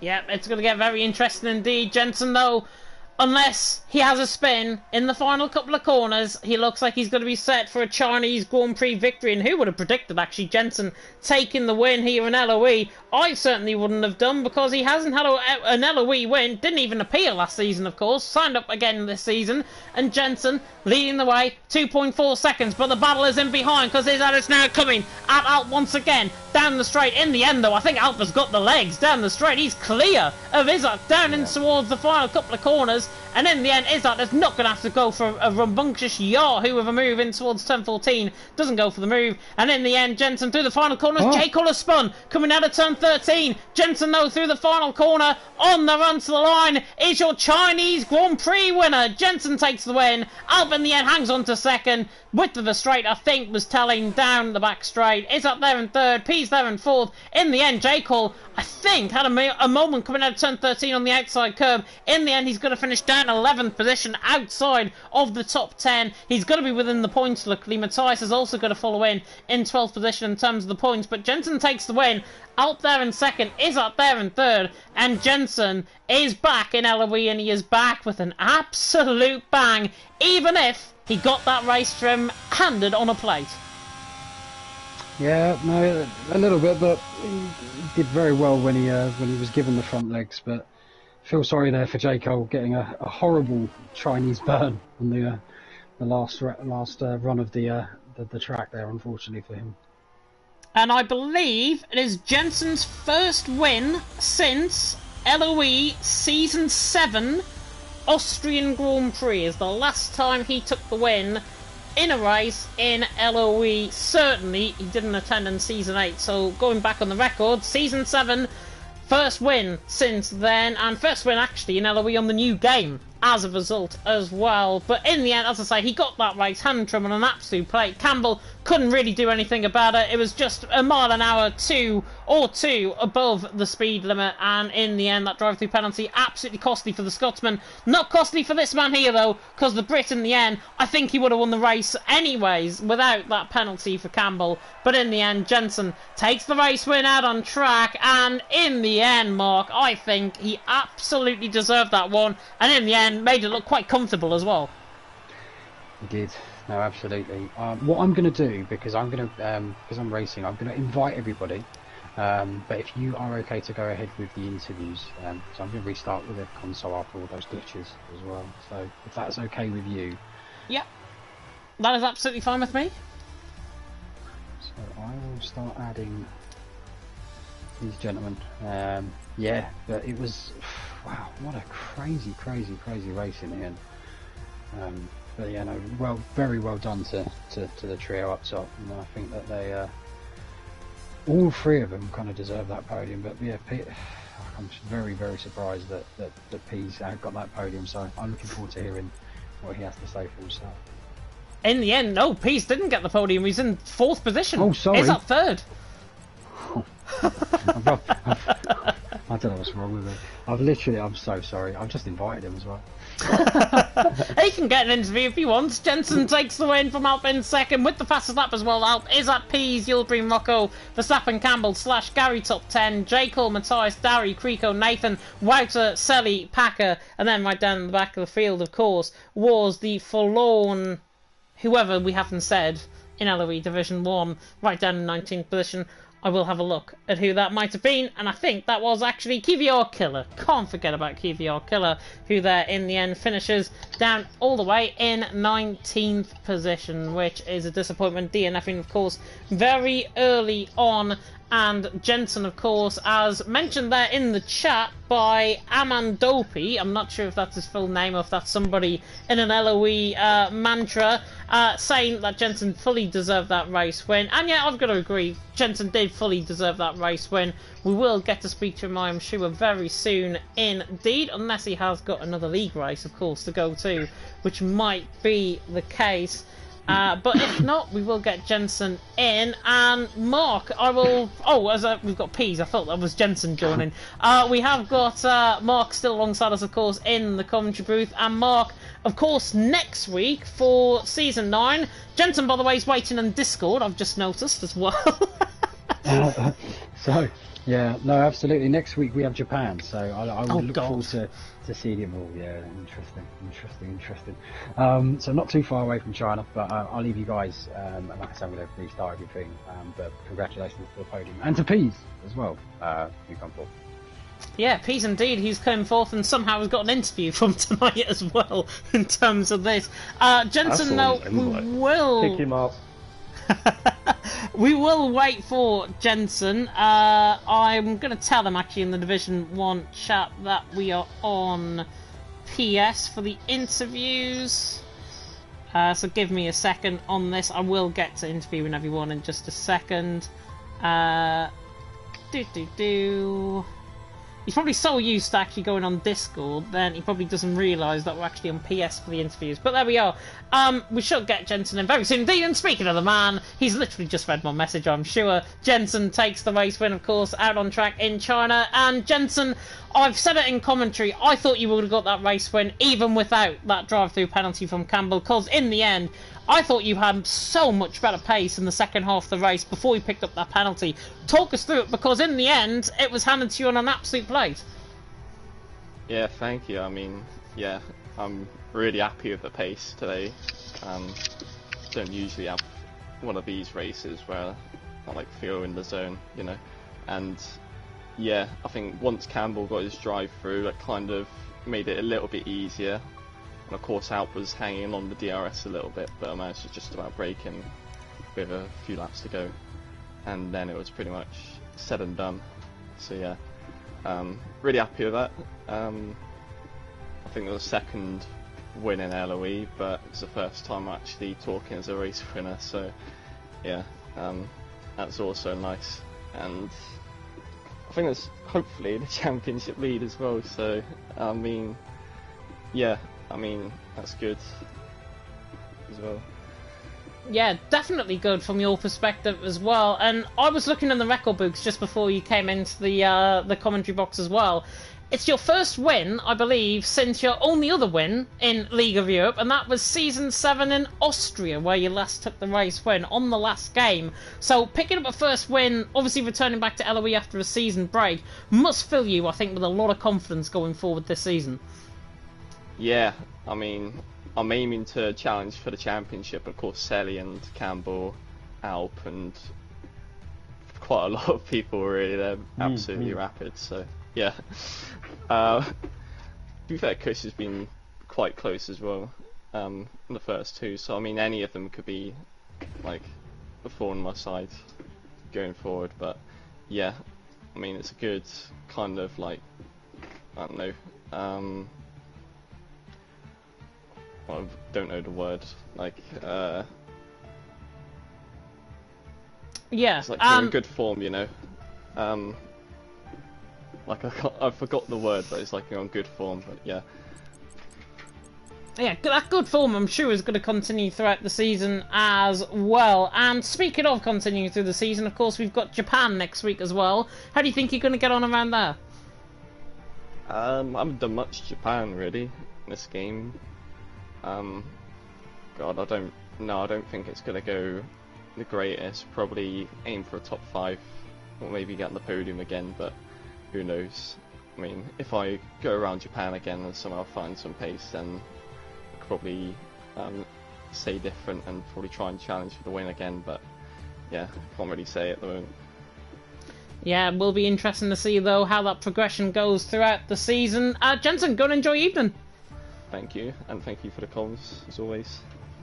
You are very welcome indeed. We can now speak to the man, of course, who finished there in P2, and that is Mr. Alp. And Alp, in the end, what on earth happened in the sprint race? Because you've got an absolute shocking start in the sprint.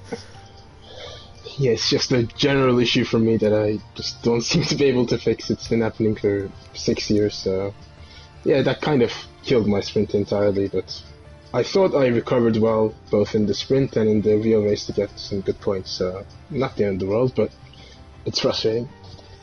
Yeah, not the end of the world, and I'm sure with those better restarts, I think that certainly would have been a better result. That is for sure, possibly challenging Jensen in the end. And in the end, he pulled away from you a good 2.5 seconds out on track. Was it just the tyres going towards the end of the race? Because you obviously had about 3 laps, I think, more in terms of the tyres compared to everyone else around you. yeah, once the indicator popped up when it hit 60%, it was just done. I tried my hardest to stay in the DRS, but yeah, I think on the final lap I had 72%, so it was getting close to the puncture range, and I was also running a low downforce setup, so it just made it even worse. But yeah, I'm surprised I was able to hold on to P2 at the end, because there was quite a severe drop-off in pace.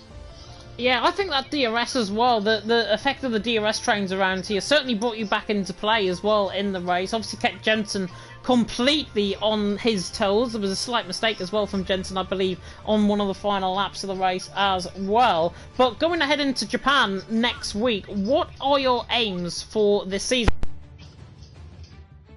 I think your voice cut out. Did you say what are your aims for the season? My mic accidentally disconnected because my controller fell on the floor. I'll get back to the question now. Okay. What are your expectations for the season? Because obviously we've got Japan next week. You weren't here last week, so are you going to try and make up for lost time next week in Japan? Yeah, absolutely. I really like Suzuka. I think it's actually like probably the best racetrack in the world, and I always really enjoy it. With that said, I haven't played it on this game a lot, and like, last time I tried it, I was 1 second of the pace in TT, so I'll need to put in a lot of time to find some raw pace, but I'm confident to do well in Japan, and hopefully I can build like a momentum for the season. Especially with like how many quick drivers there are, I think it's going to be important to be consistent and finish on the podium every race, and hopefully I can do that. Yeah, it's certainly looking a lot more wide open, I think, this season compared to other seasons in the past. Montana dominating, of course, last season and Season 8. But I'll go and enjoy evening. Or afternoon, yeah, I should you. say. Yeah, thanks. Very welcome indeed. We will now move on to the man, of course, who finished in P3, and that is, of course, Izzat. And Izzat, in the end, 7th up to 3rd. You carried the pace as well without towards the end. You must be happy with the result. Yes. You Yes, are happy I'm with the very result? happy with the result. Yeah. Because I feel like I could have done better, but the game's the game. You do your best, and I guess P3 was the best I could get today. Yeah, P3 was certainly the best you could get. Obviously, with Campbell's drive-through penalty, it could have been a different result, possibly you out of the podium. But in the end, I think 3rd place for you was, I honestly think, above expectations tonight, because I thought you would have been more towards the bottom end of the top 10. You certainly qualified in the sprint in 7th. Wow. I'm being serious. I'm actually being serious. But in the end, you had the pace. China must be one of your favourite tracks after tonight. Yeah, I have the home advantage here, so that gave me quite a boost. But I wouldn't say I was gonna be at the back end of the top 10. I felt like a podium was definitely on the cards today, even after all the incidents like in the sprint race where certain QVR members lost their driving standards. But besides from that, it was a good race. Yeah. Yeah, definitely so. Unfortunately, we've got a sex bot now in the chat, which I'm going to have to try and block. But I will do that in a second. There we are. And moving on to my final question, obviously, we've got Japan next week. Another Asian track, of course, for you. From China to Japan, how do you think you're going to get on around Japan? Is that a track that you like? It's a nice track to drive, but I feel like the wheel definitely has an advantage there, especially in Sector 1. So I don't think that we're going to get as good points next week as we did today. Well, you never know. You never know what could happen, of course, next week in Japan. Is that go and enjoy your evening? No. Or go and enjoy your morning, maybe. There we are. That was Izzat, though, finishing, of course, in P3. Oh. He's gone, I think. He's gone. We can now move on, though, to... We don't normally do this, but we are in this case. We are doing the man who feels finished in P4. It is, of course, Mr. Ariel Pease. And Pease, in the end, in 4th, beyond our expectations, certainly at the start of the race. 14th and 15th was predicted. 4th, you must be happy with. I don't even know why I'm here. I just saw an invite and got excited and pressed the button. But, yeah, to be fair, I was saying before the race that I don't mind crashing out. So, I mean, I'll take the result. The starts definitely helped in both races, because I think I gained 2-3 positions off the line in both races. And once you're in the train, in the track position, you're right. And everyone else stinks. Horribly. Yeah, you did, and Alp obviously, with those very bad starts that Alp obviously had from his perspective, you had the nerve to obviously go, I think, around the outside of turn number 2, if I'm not mistaken, in the feature race on the start of the race, and that in the end, I think, brought you a lot of confidence and just settled you down, and you were following, obviously, that pack for the front 4, and in the end, for the podium positions, you were well in the fight. Yeah, the podium, I should have had probably second, but I don't. The stream probably didn't catch it, but in turn 3, I half spun. Lie. Izzat benefited from my mistake. That's the only reason he's there. I should be second, but I have mud in my veins. But other than that, it was a good race. I had fun. But, Yeah, it was. Yeah, I bowled it.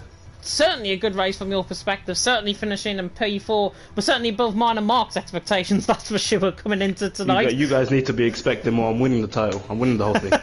The title chart starts now. We'll have to wait and see. We'll have to wait and see on that one. And obviously Japan is next week as well. How do you think you're going to get on around there? Honestly, I have no clue. I'm just going to turn up and see what happens. That's what I did today. So I have no idea. We'll see. Turn up, see what happens, and go within it in an empty mind, and hopefully come out with a very full mind and very full points at the end of the race as well. Please go and enjoy your evening. Thank you very much. You are very welcome indeed, and that rounds up very nicely indeed for the interviews for tonight for Division 1. Big thank you to everyone that joined, of course, Jensen, to Mr. Pease, to Mr. Alp, and to Mr. Izzat as well, for all joining us in the commentary booth. Much appreciated, of course, as always. We, of course, are going to be back for Division 1 action next week in Japan. Round 3 of the championship is going to be had there, of course, around the Suzuka International Circuit, which, of course, is the only figure of 8 circuit in the world, which, of course, F1 has driven round. And that should be very interesting to see, of course, out on track next week. More on-track action to come as well. Division 2 and Division 4 are going to be live in just a matter of minutes, in around 5 minutes' time. And that, of course, for Division 2 is J. Cole and Killer taking you through the action. Division 4, it is Packer and Verstappen, hopefully going to be putting Packer's bad races to go, and hopefully have a good commentary there in Division 4 as well. We're going to end it off there. I really hope you enjoyed it. If you did, like, comment, subscribe, tick that notification bell, of course, if you're brand new to the channel. And if you're a sexport, you can go and sod off, and that's probably where I'm going to end the stream as well. Thank you so much for watching, and until next time in LOE Division 1, goodbye.